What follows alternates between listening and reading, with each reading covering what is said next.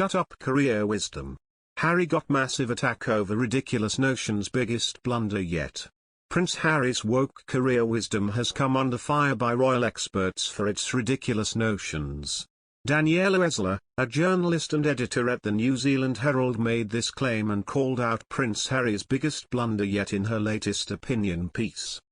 The Duke of Sussex, 37, who stepped back from his role in the royal family last year along with his wife Meghan Markle, 40, was branded the most famous job quitter in history aside from his great-uncle King Edward VIII. Harry, who now lives in California, took part in a Q&A about mental health with American business magazine Fast Company this week. A former working royal and former soldier, the Duke is now the Chief Impact Officer of mental health and coaching firm BetterUp.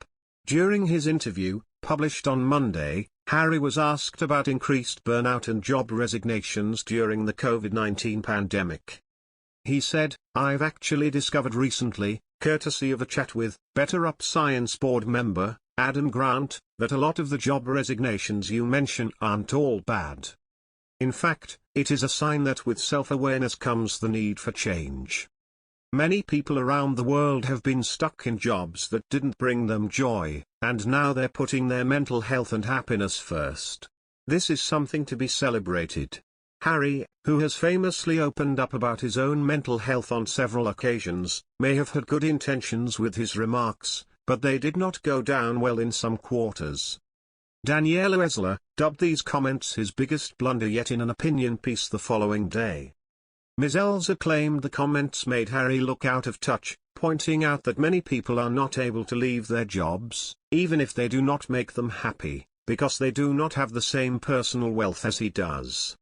She jibed, "It is this man, a man with a startling paucity of real-life experience, who is readily offering up career wisdom, something that makes about as much sense as asking Prince Andrew for dating advice or Prince Philip, back in the day, for driving tips."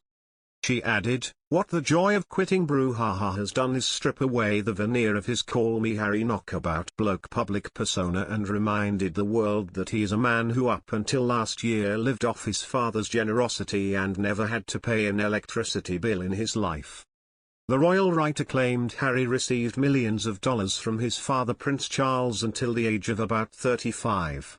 After Meghan and Harry announced last year that they intended to step back from their royal roles, much speculation was made over their finances. Harry addressed the situation during his and Meghan's bombshell interview with Oprah Winfrey in March of this year, which was shown on CBS and ITV. He claimed that his family had literally cut me off financially in the first quarter of 2020. Financial accounts were then released that showed that Charles continued to fund Meghan and Harry into the summer of last year. At the time, Harry faced claims that his allegation about being financially cut off did not match the financial records. A spokesperson for Prince Charles and his wife Camilla's Clarence House addressed the apparent discrepancy between the two timelines. They said, "I wouldn't acknowledge that they are dramatically different. All I can tell you are the facts." Radio presenters have hit back at Prince Harry's claims that quitting your job can help your mental health, telling the prince to shut his privileged trap. Mr. Graham asked, "Have you ever thought about quitting your job because it doesn't bring you any joy?" Mr. O'Sullivan said, "It's Prince Harry telling everyone that actually quitting a job could be a good thing. They call it the Great Resignation because all over the world, particularly in America and Britain, literally millions of people have quit their jobs because of the lockdowns and gave them a new perspective on life. Well, I would suggest that a lot of them are going to find out that the reason you have a job is to get money. Yes, and if you don't have any money you're gonna find you have a lot more mental health problems than you did when you had a job and you had money.